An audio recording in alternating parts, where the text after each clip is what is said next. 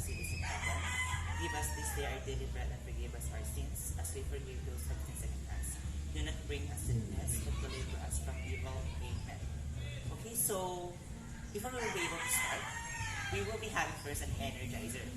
So are you familiar with the dance song which is entitled Tatlong Bibe?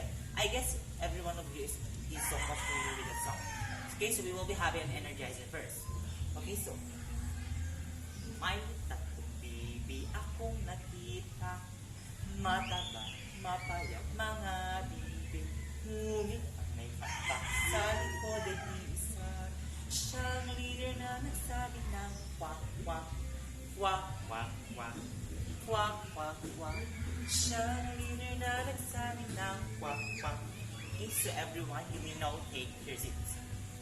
So anyway, so our topic for this morning, so we will be dealing with the kinds of sentences. We actually have so four kinds of sentences. We have declarative, we have interrogative, we have imperative, and the last will be exclamatory. Again, how many kinds of sentences do we have? As I said, we have four kinds of sentences. So anyway, before we will be able to deal with the topic itself, the content itself is first, we will be talking about the topic itself because I do further believe that in order for us to comprehend everything, to understand the content itself is the first, comprehend what is the title talks about. So our topic for this morning, we will be dealing with the kinds of sentences. So what do we mean by the word kinds? What do we mean by the word sentence? Because as we talk about kinds, it's just like or synonymously with composing having classifications. That's kind. But as we talk about sentences, it's actually a group of words that has a complete thought or ideas. For example, I am kind. So it's a sentence because it expresses a complete thought. That's kind of sentences. So all in all, kinds of sentences, it actually talks, so it generally talks with the content itself, proposing with classification. So we are actually talking with the four kinds of sentences. Sentences with different kinds. So first we will be dealing with declarative. So again, declarative, it actually ends with period. Okay, so always remember declarative ends with period. I guess you're also much familiar with declarative because when we talk about declarative, for example, declarative is, it ends with a period as I said. So it expresses wish, fact, and intent. Again, class, declarative ends with period, and at the same time, it expresses wish, fact, or intent. For you to understand it, for example, I wish to become a superstar. It's a declarative because it expresses wish. That's declarative. Another example, we are currently experiencing coronavirus disease this pandemic time. It's declarative because it expresses fact. That's declarative. Another example, I want you to become my partner for the whole life.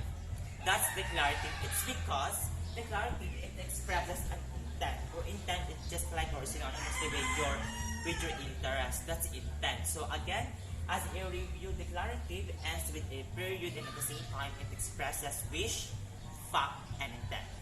Then let's move on with the second kind of sentence. We actually have this interrogative. So interrogative is different, it's quite different from declarative.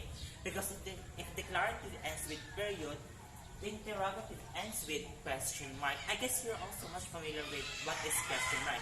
Because even in the previous times, even in the previous school years that we had, when we were still actually schooling in the high school or even in elementary, we already encountered this word or this term question mark.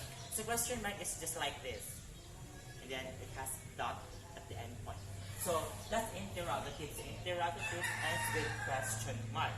So another thing, interrogative is used for asking questions. So for example, who are you? That's interrogative. It's because I am asking you. That's interrogative. Another example, am I deserved to love or to be loved? That's interrogative. It's because it ends with question mark and at the same time you are asking someone if you are deserved to be loved or you're deserved to love. I guess. Are you still with me, guys? Do you still get my attention? still get what I actually discussed this time. So again, declarative ends with period. Declarative expresses wish, fact, and intent. When we talk about interrogative, it actually ends with a question mark. And at the same time, it is used for asking question. That's interrogative. And for the third one, we actually have here imperative. Imperative and declarative are actually composed, they actually have the same end marks. So when we talk about end marks, those are period, those are exclamation point, those are question mark. Those are the examples of end marks. Okay, so imperative is actually just like declarative. They have the same end mark. So if declarative ends with period, at the same time imperative ends with period. But what's the difference between declarative and then the imperative? Because when we talk about declarative again for the third time, declarative, it expresses wish, fact, or intent. While imperative is used for command, if you're expressing command, if you're expressing request, or if you are expressing a direction. For example, for you to understand what I am talking here. So imperative, for example, I want you to become part of my company. It's imperative. It's because it expresses a command. Please come here at exactly 9 o'clock a.m. It's imperative because it expresses a command. That's command, and that's imperative. Another example for imperative sentence. So, request. Can you please get me 1 glass of water? Can you please get me